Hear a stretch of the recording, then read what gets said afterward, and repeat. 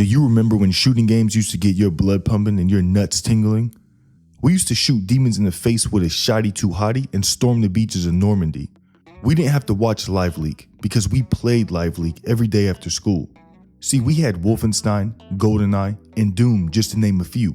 We really went from committing war crimes and breaking the Geneva Convention on screen to building Brokeback Mountain cabins in Fortnite while at a Travis Scott concert. What I'm saying is the message used to be about badass men doing badass things, like Saving Private Ryan. Now it seems like the message is really just about soft-ass men doing soft-ass things, like Saving Ryan's privates. December 1993, Doom drops, and boom, the online shooter cesspool is born.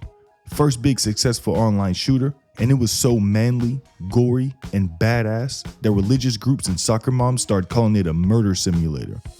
Honestly, that's the highest compliment a shooter can get. See, I was a little too young to play Doom when it first released, so let me hit you with some different nostalgia instead. In 1997, Rare released 007 GoldenEye. Sitting down with your boys and playing this murder simulator brought vibes that just couldn't be beaten. I mean, look at the amazing graphics. A corporate headshot of a man's face just fucking stretched across a box polygon Roblox nightmare. Pure beauty.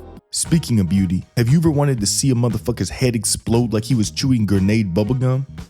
Soldier of Fortune dropped in 2000, and this was built using the Quake 2 engine. Now this game was violent. A headshot usually resulted in a target's head exploding, leaving just a bloody neck. Oh, and you could shoot dudes' dicks off, just like a game should be. Everything started to change around 2007 when Call of Duty 4 Modern Warfare released. A game that set the foundation for basically every shooter for the next 10 years. See, this game had 3 character positions: standing, crouched, or prone. It had kill streaks. It had the M16 one burst and the M48-3 quickscope demon.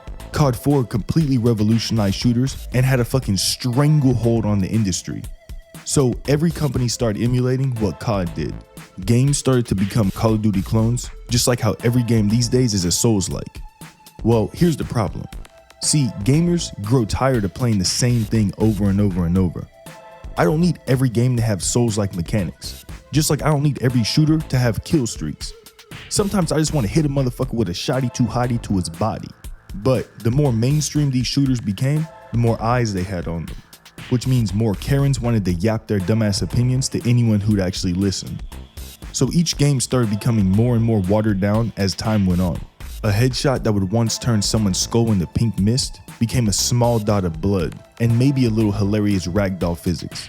Or a grenade launcher that would normally make your opponent look like a bag of spilled Skittles would now just send their character flying back a few feet and give you a plus 100 pop-up dopamine feedback on your screen. Shit was changing, and not for the better. Now, Team Fortress 2 technically dropped in 2007, but it didn't really shape today's Cartoon Network shooter genre, so respect where it's due. So moving on to 2016 and 2017, when the machines took over, human life was never the same. Nah, just Overwatch and Fortnite grabbed the gaming industry by the balls and wouldn't let go until those things were bruised rainbow. Overwatch, made by the same guys that brought you this.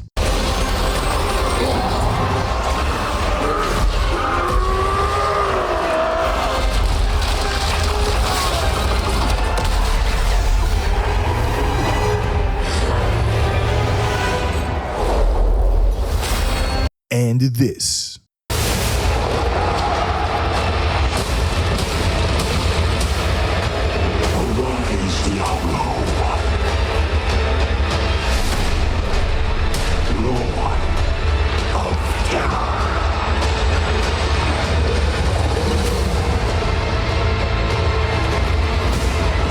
Now bring you a fucking Courage the Cowardly Dog ass hero shooter to the table, where you can play as a midget or goon to literally any character that even remotely resembles a female.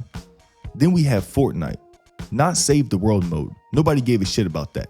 No, people love the brand new never before seen Battle Royale mode, where you run around as Darth Vader shooting at a fucking banana man who's building Uncle Tom's cabin, thinking you about to ice this dude only to find out Buddy's actually 7 years old, which means this game was made specifically for him.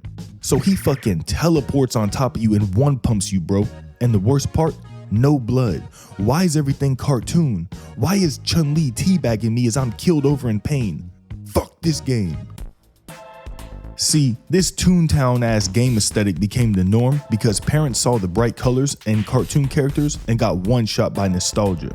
So finally the gaming industry didn't have Karens screaming, shaking, and spilling their soy lattes all over their corporate lobbies over blood in children's games. Plus, that meant more kids became interested and addicted to the games. See, these gaming companies were just practicing predator maxing on kids. Nowadays, if you want a shooter with a little bit of blood or dismemberment, you have to go play some niche mil sim that only tryhards play, or you have to go join the actual military and potentially get Fortnite danced on by the Afghan kid who hip fire one-shot you with a Vietnam AK. So yes, some real shooters do exist, but the norm used to be gritty, angry, manly shooters. We used to be able to feel powerful and badass when we annihilated noobs online. Now it feels like I'm in a marshmallow fight where everyone's in body armor.